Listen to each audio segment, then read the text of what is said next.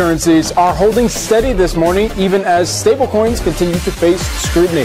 Altcoin Cardano seeing gains after the company announced some new developments surrounding its platform. Joining us now, we've got Cardano founder Charles Hoskinson, along with Yahoo Finance's David Hollerith. Charles, great to have you here, and thanks for taking the time. First and foremost, when we think about the phases that you've been able to roll out in order to scale up the network, talk to us about this fourth phase. I mean, this is out of 5, we should note for our viewers as well, and how well this is coming along right now. Well, first, thank you so much for having me on. I'm down here in Austin, Texas for Consensus. It's kind of the biggest event in our industry, so it's nice to see the tens of thousands of people running around.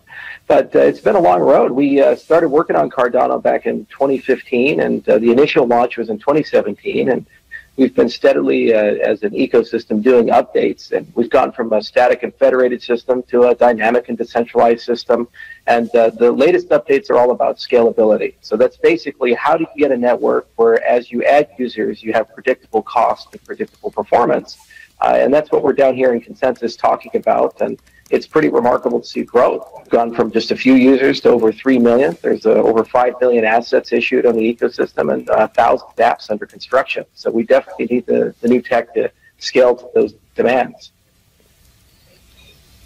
Hey, Charles, David Hollerith here. Thanks for coming on the show. I was just thinking a little bit more broadly.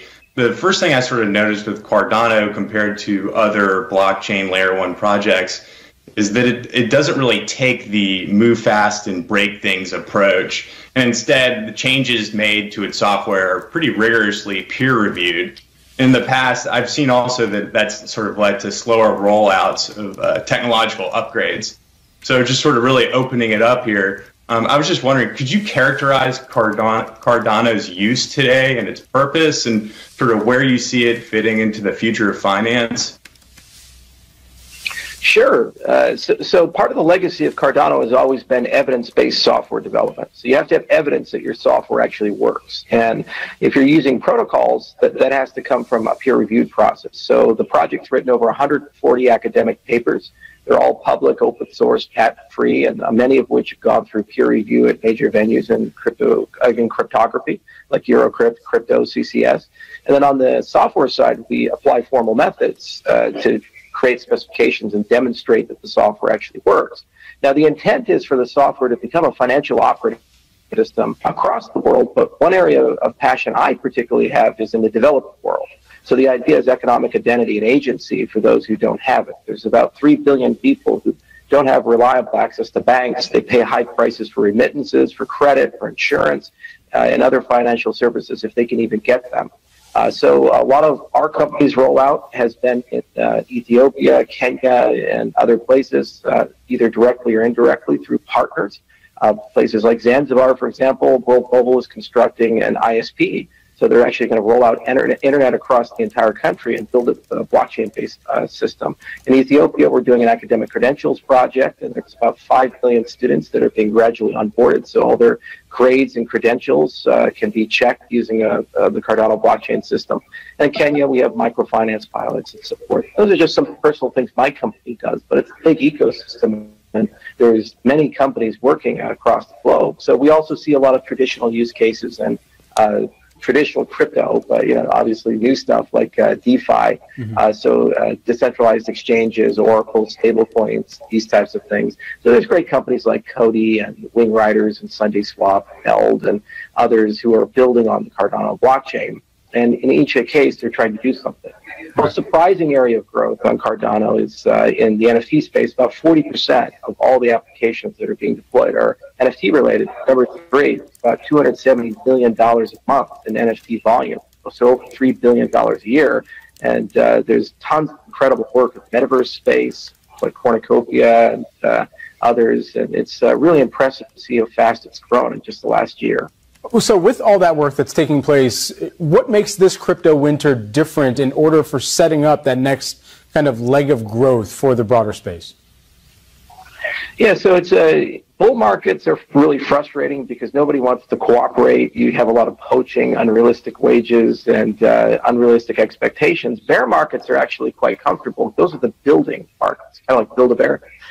So you spend all day and you're able to talk to people, you're able to work with people, and it's cyclic. I personally been through, I think, about 6 bear markets now, and every time we've seen major advancements. That's where smart contract revolution came from. That's where a lot of the DeFi revolution came from. This particular one, many people are focused on interoperability improvements. So how do we integrate things like ISO 222 and the Open Banking Initiative with cryptocurrency space?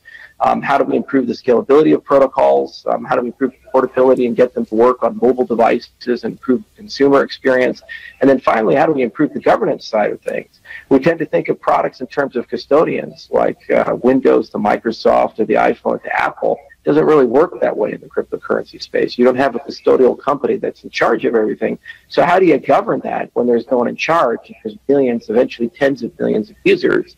So bear markets are the perfect time for that to happen, because everybody's much more focused on work, and they tend to be much more cooperative. And that's what we've been doing. We continue to write papers, and there's a ton of code being written right now, and releases are coming out like clockwork. Charles, Cardano has a upgrade coming later this month, and just sort of at a high level, before we go, just what's the point of the upgrade? What's the purpose? Well, it's a basket of improvements related to the scalability side and also development experience. So when you release a language, a programming language, you have to have developers use it for a while, and then they come back and they say, hey, this is what we like, this is what we don't like. So the stuff that they didn't like is getting changed. And so there's a bunch of improvements for that. And then the other side is you have to improve performance to be able to handle increased demand. If you take a look at the transaction volume on Cardano, we're growing exponentially right now. And so we needed to bring some upgrades in to make sure that we can handle that demand in the ecosystem. So there's an upgrade called pipelining that's coming. So a little bit of performance and a lot of development experience. And this should enable and allow for the second half of the year a strong growth in the DApp volume on the ecosystem.